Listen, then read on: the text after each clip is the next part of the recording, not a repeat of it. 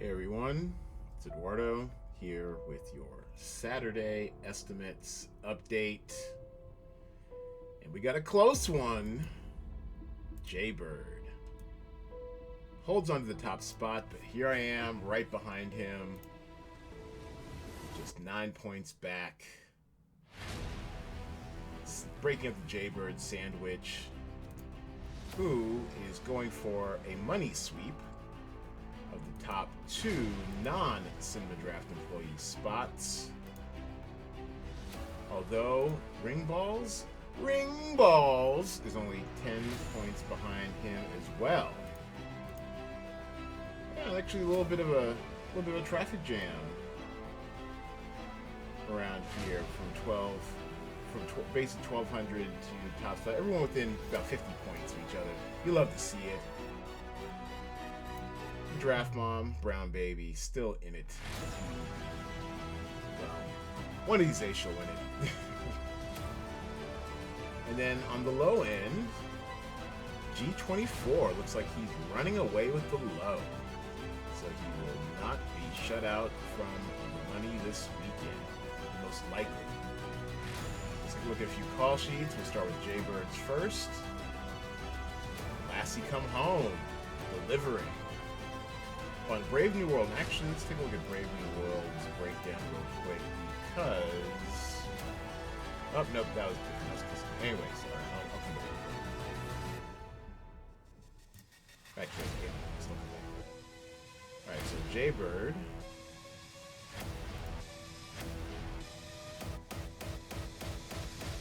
Has the 7-pack, wow. The 7-pack of Lassie. All in on Lassie Come Home. Headliner from Brave New World, and a headliner stack from United We Fall. So basically, he went all in on Lassie, saved a little money with United, and it's getting about value for Brave New World. Actually, let's take a look at the perfect call sheet. So the perfect call sheet also had a 7-pack of Psych 2, but then it has a headliner from Law and a headliner stack from Kissing Game. Now, what's interesting about this is Law is a bit of a wild card. It's not highly owned because there's so little known about it. Not able to find any Google results.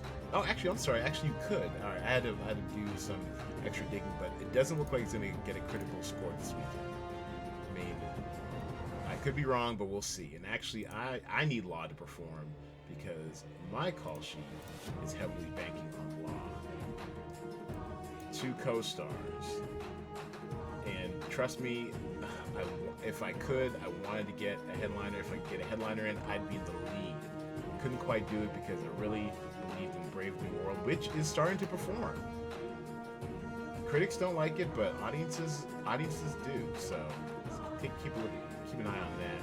And then my 6-pack of Psych 2. So my Law co-star stack, we need some help, y'all. We need some help. And it doesn't look like we're gonna get it from the critics. Because let's say critics give it, say, 80. We're in there.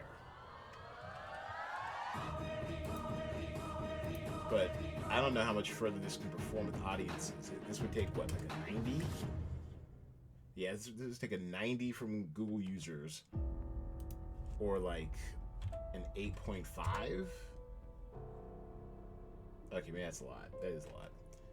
Maybe like a 7.5. Yeah, there we go. So, we need some help. But you know what? There is something almost cleansing about seeing Jaybird back at the top, getting ready to be chased down from behind, as I've done in the past. We respect the game, we respect the hustle. The world just felt a little off last week when Jaybird was just so far behind. Ring balls. Actually, let's take a look at Jaybird 2 real quick. And yeah, same combination, 3 titles, rocking out with it. This time, a 6-pack of Lassie Come Home and headliner stacks of Brave New World United We Fall. Okay, that makes sense. Ring Balls has a similar construction, only I guess the difference is between co-stars and headliners, maybe? So I don't think he'll be able to make up that. Oh, okay, I see. He has a 3-pack of Brave New World, a 5-pack of Psych, and then headliner stack United Default. So he needs a little more performance out of Brave New World. Let's see, what would he need? So it's already overperforming with Google. Let's say IMDb users catch up. Would that be enough to close the gap to make the money? Let's give it like a 7.1. That's actually a pretty big swing, but it still probably could happen in the next couple days. No, he does not track him down. It's, I mean, how much higher can they go with Google? I mean, let's say a 94 on Google and a 7.1 Brave New World. Still not enough to close the distance. I mean, I don't know what he needs, but he needs more than probably what he's got. We don't think the critics will budge much, but hang in there, Ring Balls. It's not over till the final score update on Monday. All right, let's take a look at the low ball. See what G24 is doing down here.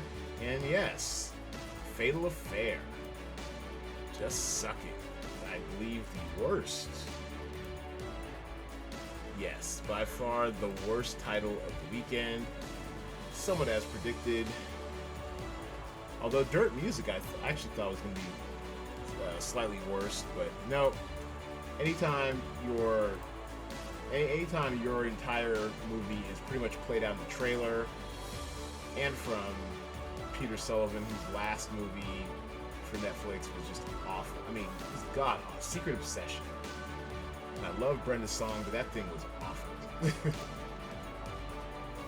So, and oddly enough, it's been trending all weekend on Twitter, mostly for its awfulness. So there's that. And as compared to the low ball perfect call sheet, whoa, he's close. 672.11, which actually, and it's a 6-pack of Fatal Affair, 3-stack of Ghosts of War, and a Flannery actor. So it's looking kind of impressive. G24, Gamble 24x7. You're just off by, looks like the Sunlit Night seems to be the differentiator. Maybe he can still get there for you. Only, was it 5 points off from the perfect, from the low ball perfect call sheet, which would get him an additional $25 bonus. Already the owner of a perfect call sheet bonus. Maybe you can pull off the DraftStream career. I don't know, what would that be, like a grand slam, a mini slam, a draft slam. There we go. See if we can pull off the draft slam. All right. Sorry about the background noise over there. This is a live recording, so we'll keep it moving.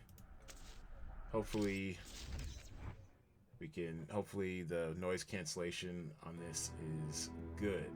All right, what else we need to look at? Oh, well, we're here, so let's take a look at it. Brown Baby, our mascot. And she still has some room. She still has some room to improve now. I like the 4-pack of Psych, the optimal stack of Psych. A little too much United We Fall. It's what's probably holding her back. I'm actually surprised United We Fall is doing this well. It's on ABC. I mean, and this looks like this was largely... maybe not quite punt, but a salary play. She didn't have much room with salary left, it looks like, after so much Lassie and then Alienist and then Secrets We Keep, which is doing okay, but I mean, it's not a lot of value for the money. So I understand the construction, although I probably would have gone elsewhere. Where else could you have gotten? I don't know. I mean, Secrets We Keep seems like it was probably, if there was one to go in this, like I love all this, I probably would have swapped out Secrets We Keep for maybe another Lassie for cheaper points. Gotta get your value, Mom. Gotta get your value. But otherwise, that's a decent call sheet, and I think she has a solid shot of staying in the top 10 this week. Good job. And yeah, that's pretty much. Oh, and you know, let's check in on our guy, the Roan, his highest performing call sheet. Let's see where he needs some help. The Roan 3, and this is the old 811. And he's a sampling again. Headliner stack Secret She Keeps. Headliner stack Lassie. Headliner stack Law. Headliner stack Flannery. Actually, yeah, 3-pack of Flannery. And a co-star from Dirt Music. Dirt Music obviously is holding him back. Everything else is okay. He needs help though. And as I mentioned with the Draft Mom, Brown Baby, probably spent a little too much on Secrets She Keeps. If you want some exposure, I probably would have gone with maybe the cheaper of the headliners, and then got myself more exposure to Lassie, which would have freed up an additional 5,000 to be able to actually get another Lassie and get out of the Dirt Music business. Dirt Music is just holding you back here. That's what's keeping your call sheet from greatness, Theron. We'll chop it up. Soon to be coming back on the Cinema Draft podcast. All right, but it's, what can I say? It's kind of a boring weekend. You know, not a lot to talk about. Jaybird, as far as his lowball call sheet, he kind of, I mean, he had the right idea of the Nice Girl Like You. It's not performing well, although it seems like audiences like it. It's really bifurcated, the response. No. It looks like critics are savaging it. Audiences, Google like it a lot more. On IMDb, they tolerate it. So it's just this dichotomy of response. MILF. Yeah, it's just, I mean, like, probably in another week, this probably would have been good. But if you didn't have any exposure to Fatal Affair, which, I mean, honestly, probably might have been a coin flip between a Fatal Affair and a Nice Girl Like You as what sucked the most. I think my call sheet. Oh, I went on. Well, I have no shot this week. I blew it all on Kissing Game, and then I tried to make up salary with Alienist. Did not need that this week. Matter of fact, let's take a look at the lowball call sheet. Yeah, you could have made it up with Ghosts of War, which for the price is pretty much is definitely underperforming. You're not getting value for that price. So Flannery still seems to be a bit of a black box, but I don't think it's going to get many scores. It just feels too niche. So yeah, it's been reviewed by the critics, but audiences haven't discovered it yet, which is pretty bizarre. Pretty much everyone gives you a Google user score, or at the very least an IMDb score. No dice so far. We'll see what happens in the Sunday update tomorrow, shortly after 12 p.m. Pacific time. What can I say? It's kind of a down weekend. Scores are down. I mean, we couldn't stay hot forever, but scores are down. No real marquee new shows that are out, new titles that are out. I myself am watching the 3rd season of Absentia, which just dropped on Friday on Amazon Prime. Off to a strong start. Feel free to check it out. And our boy Marty, who was on the Cinema Draft podcast, the main one about 3 weeks ago.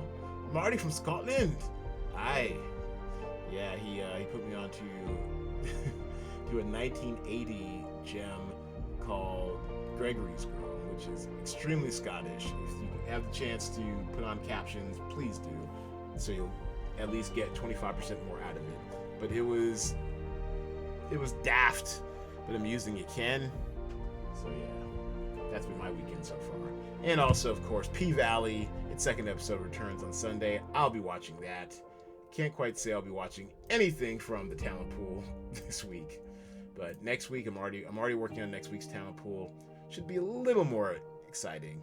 So thank you all for playing, giving us this data, helping us bide our time while we knock out an extremely well done design for you all by our girl PK, whom we hope will return next week to try to improve on her debut from last week. So thanks for watching, everybody. Thanks for playing. I'll see you back here Monday, sometime after 12 p.m. Pacific time, with final scores and updates.